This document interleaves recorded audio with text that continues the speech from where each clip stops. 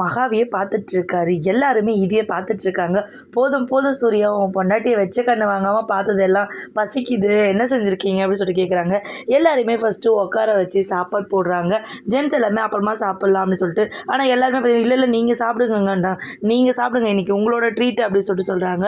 சரி சாப்பாடு பரிமாறி எல்லாருமே சாப்பிட்றாங்க. மகாவுக்கு பார்த்தீங்கன்னா சூர்யாவை ஊட்டி விடுறாரு. சாப்பாடு பார்த்தீங்கன்னா சூப்பராக இருக்குது. எல்லாருமே சூர்யாவை பயங்கரமாக பாராட்டுறாங்க. எப்படி சூர்யா உன்னால் மட்டும் இப்படி சமைக்க முடிஞ்சிச்சு, யார் சொல்லி கொடுத்தா, அவங்க அம்மா சொல்லி கொடுத்தாங்களான்னு சொல்லிட்டு எல்லாருமே ராஜலட்சுமியை பாராட்டுறாங்க. ஆனால் ராஜலட்சுமி அந்த வேலையை பண்ணியிருக்க மாட்டாங்க. மகா தான் காதில் ப்ளூடூத் வச்சு சொல்லி கொடுத்துருப்பாங்க. அதனால் மகாவை பார்த்து சிரிக்கிறாரு சூர்யா. மகாவும் பார்த்தீங்கன்னா சிரிக்கிறாங்க. ஆனால் ராஜலட்சுமி கண்டுபிடிச்சிடுறாங்க இது மகா சொல்லி கொடுத்து தான் பண்ணாங்கன்னு சொல்லிட்டு. அதே மாதிரி கோட்டீஸ்வரி பார்த்தீங்கன்னா உடச்சி விட்டுறாங்க.